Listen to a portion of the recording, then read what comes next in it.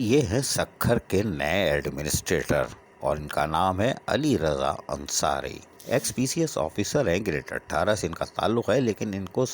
Local government کے disposal پر بھیج کر سکھر میں باقاعدہ ایڈمنسٹریٹر تعینات کرنے کے احکامات وزارت بلدیات نے جاری کر دیے۔ کوئی بات نہیں، کر دیے، لیکن ان کی تعیناتی کے فوراً بعد ہی Sukkur municipal corporation all Pakistan local government workers federation کے deputy general secretary Ali Mardan Shaikh کے ساتھ ساتھ شاہد جتوئی، سید مسلم شاہ اور دیگر نے ان کا استقبال کیا اور ان کے اعزاز میں ایک استقبالیہ دیا اور ان کی تعیناتی پہ ان کو جہاں مبارکباد دی، وہیں پر خصوصی طور پر دعا کا بھی اہتمام کیا گیا۔ اس موقع پر علی مردان شیخ جنرل سیکرٹری نے واضح طور پر کہا کہ ایڈمنسٹریٹر کی تعیناتی خوش آئندہ ہے اور ہمیں امید ہے کہ ان کی تعیناتی سے ملازمین کے مسائل حل ہوں گے، وہیں سکھر کے لوگوں کو بھی نئی سہولتیں میسر آ سکیں گی اور یہ ہمارا کام ہے۔ انہوں نے کہا کہ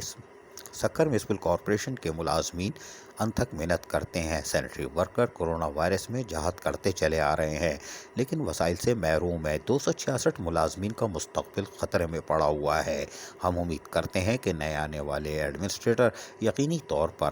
مسائل کے حل کے لیے بات چیت بھی کریں گے اور عملی اقدامات بھی کریں گے۔ اس موقع پر خصوصی طور پر دعا کرائی گئی اور یقیناً یہ اچھی بات ہے، دعا کرنی چاہیے، لیکن نئے ایڈمنسٹریٹر کو ہم بتا دیں کہ یہ یونین ہے، یہ تو ضرور کہتی ہے آوے ہی آوے، لیکن ہفتہ 10 دن آپ کے امتحان کا ہے، یعنی ہنی مون پیریڈ ختم ہوتے ہی پھر نعرے بھی لگ سکتے ہیں جاوے ہی جاوے، اور یہ آواز سکھر ضرور دور ہے لیکن وزارت بلدیات کی عمارت کو ہلانے کے لیے کافی ہوتی ہے، کیونکہ یہ ہے all Pakistan local government workers federation.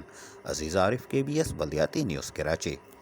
ایسی ہی خوبصورت ویڈیوز فیوچر میں حاصل کرنے کے لیے ریڈ بٹن پر کلک کر کے اور بیل آئیکن کو پریس کر کے ہم سب کے سبسکرائبر بننا مت بھولیے۔